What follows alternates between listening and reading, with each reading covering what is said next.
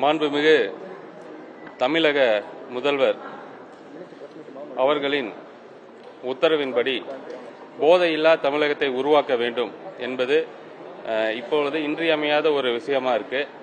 So அப்படி அந்த போதையில்லா தமிழகத்தை உருவாக்க பல கட்ட முயற்சிகள் நடந்துட்டு வருது. நீங்க பார்த்துருப்பீங்க, கடந்த ஒரு மாசமா காவல்துறை ரொம்ப தீவிரமா எங்கெங்கெல்லாம் போதைப் பொருட்கள் கிடைக்குதோ அது எல்லாத்தையுமே சீஸ் பண்ணிட்டே இருக்கிறாங்க.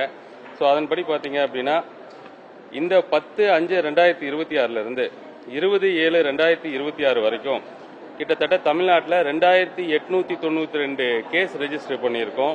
அதில் 3845 அக்யூஸ்ட் அரெஸ்ட் பண்ணியிருக்கோம். கஞ்சா மட்டும் 3579 கிலோ சீஸ் பண்ணியிருக்கோம். அதர் ட்ரக்ஸ் 27 கிலோ சீஸ் பண்ணியிருக்கோம். டேப்லெட் 1,02,379 டேப்லெட்டை சீஸ் பண்ணியிருக்கோம். ஸோ இதில் பார்த்தீங்கன்னா அந்த அதர் நார்காட்டிக் ட்ரக்ஸில் பார்த்தீங்கன்னா ஹெராயின், மெத்தபெட்டமின், கொக்கைனு, MDMA, LSD, கஞ்சா சாக்லேட் இந்த மாதிரி பல பொருட்களை சீஸ் பண்ணியிருக்கோம். ஸோ அரசு எந்த விதத்திலையும் காம்ப்ரமைஸ் பண்ணாமல் நம்ம தமிழ்நாடு ஒரு போதையில்லா தமிழ்நாடாக உருவாகணும்.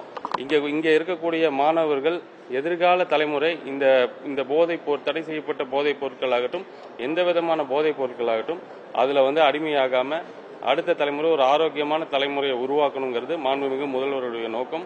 அதன்படி இன்னைக்கு கோயம்புத்தூர்ல போதையில்லா கோவை திட்டத்தின் கீழே இன்னைக்கு 2ஆம் ஒரு ரிவ்யூ நடந்துச்சு. வெற்றிகரமாக கோயம்புத்தூர்ல கடந்த ஒரு மாதமா பல இடங்கள்ல போதைப் பொருட்களை சிறப்பா தீவிரமா பணியாற்றி காவல்துறை சீஸ் பண்ணியிருக்காங்க. நிறைய பேர் அரெஸ்ட் பண்ணியிருக்காங்க. பல செய்திகள் ஊடகங்கள் செய்திகள் வாயிலாக நம்ம பார்த்திருக்கோம். ஸோ மீண்டும் தொடர்ந்து இந்த போதைப் பொருட்களை ஒழிக்கிறதுல அரசு உறுதியா இருக்குங்கிறத தெரிவிச்சுக்கிறோம்.